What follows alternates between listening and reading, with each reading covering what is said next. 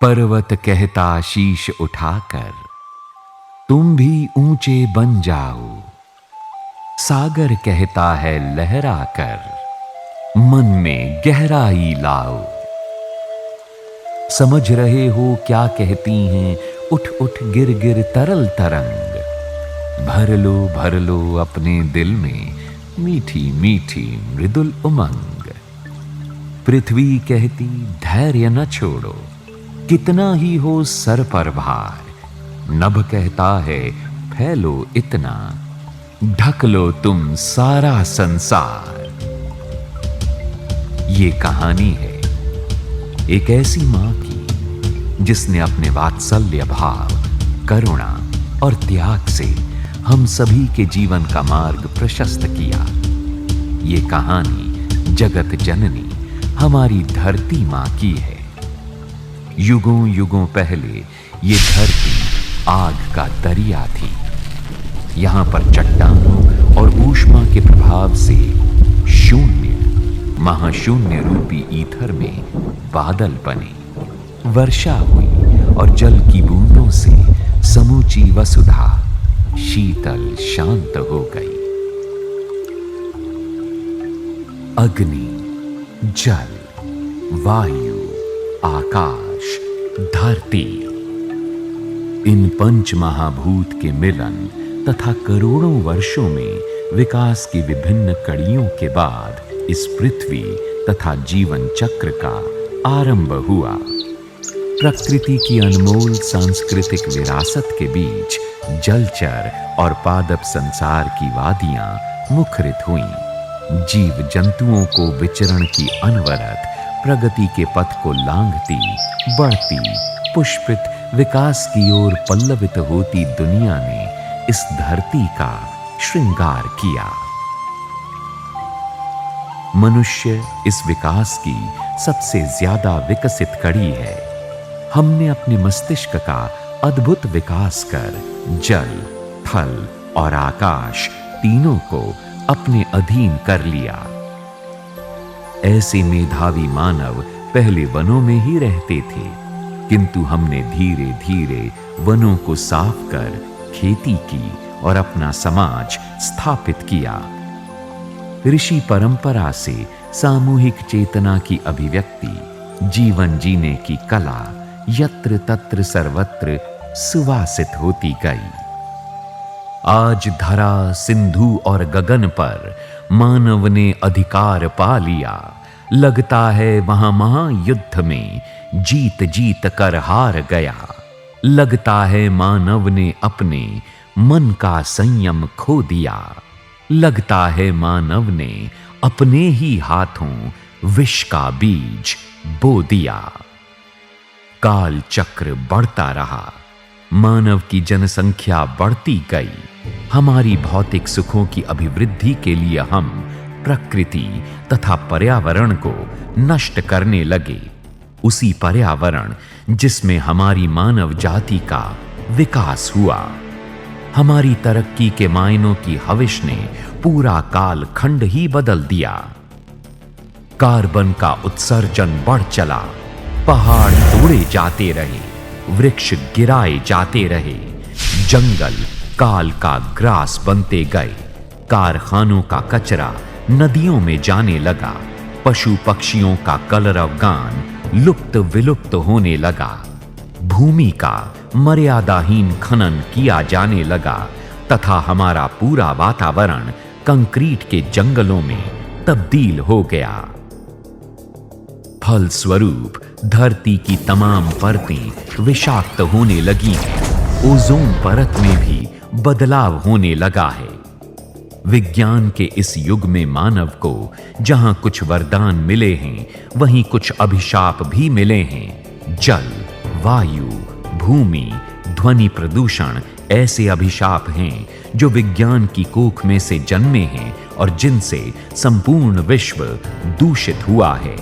आज प्रकृति के समस्त संसाधन प्रदूषण की चपेट में हैं। प्रदूषण से ऐसा कहर बरसा कि विसंगतियों ने जीवन की कहानी बदल दी।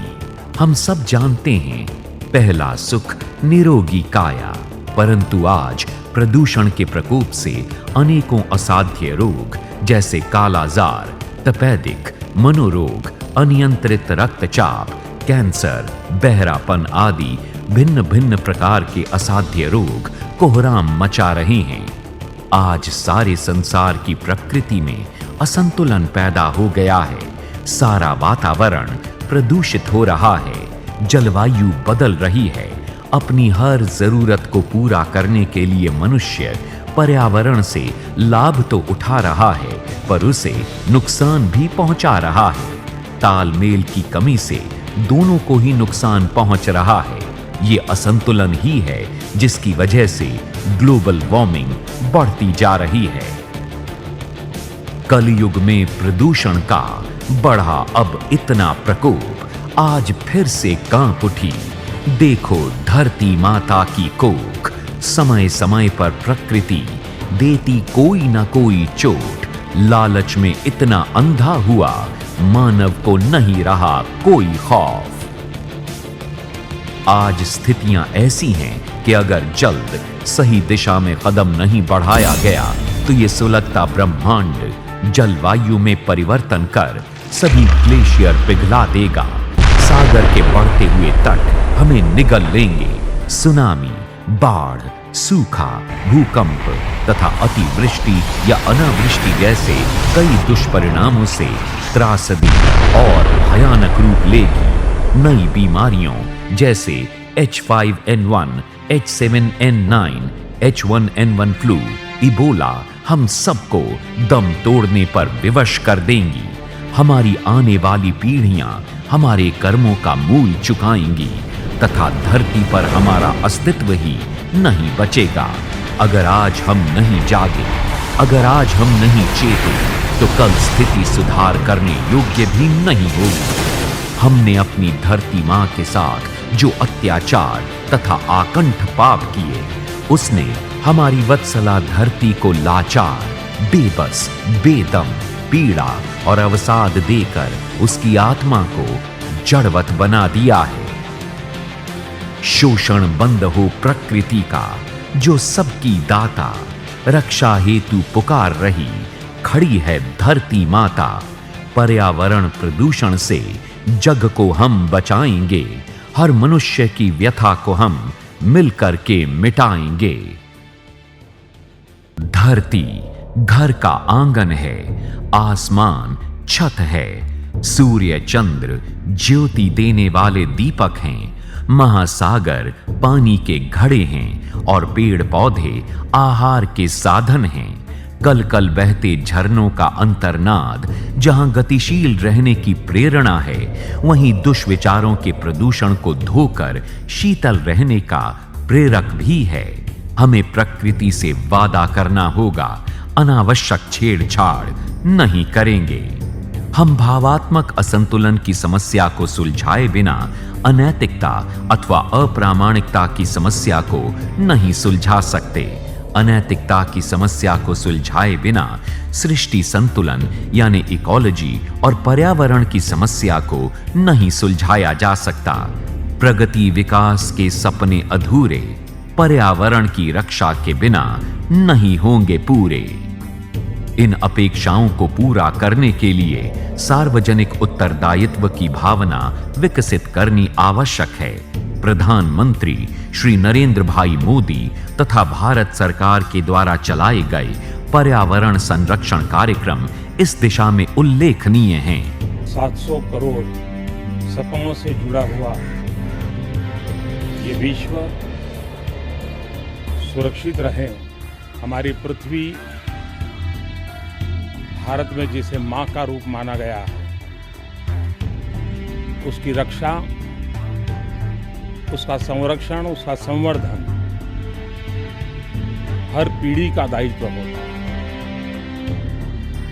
हमारे पूर्वजों ने हमारे लिए किया, हमारी जिम्मेवारी है आगे वाली पीढ़ियों के लिए हम कुछ करके जाएं। हमें वसुधैव कुटुंबकम, एक संसार, एक परिवार, वन वर्ल्ड, वन फैमिली के सिद्धांत पर बढ़ना होगा।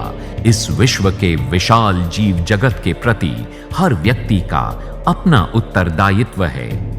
इंडिया IIHRO का थिंक एनवायरनमेंट विभाग पृथ्वी मां को बचाने तथा मानव जाति की सेवा हेतु प्रतिबद्ध है।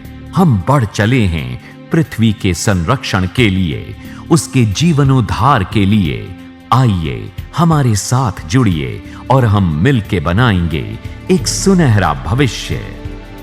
हो सुंदरतम अपनी ये धरा, हो हरी भरी ये वसुंधरा। माता का रूप धरती धरती, निज सुत समपालन करती।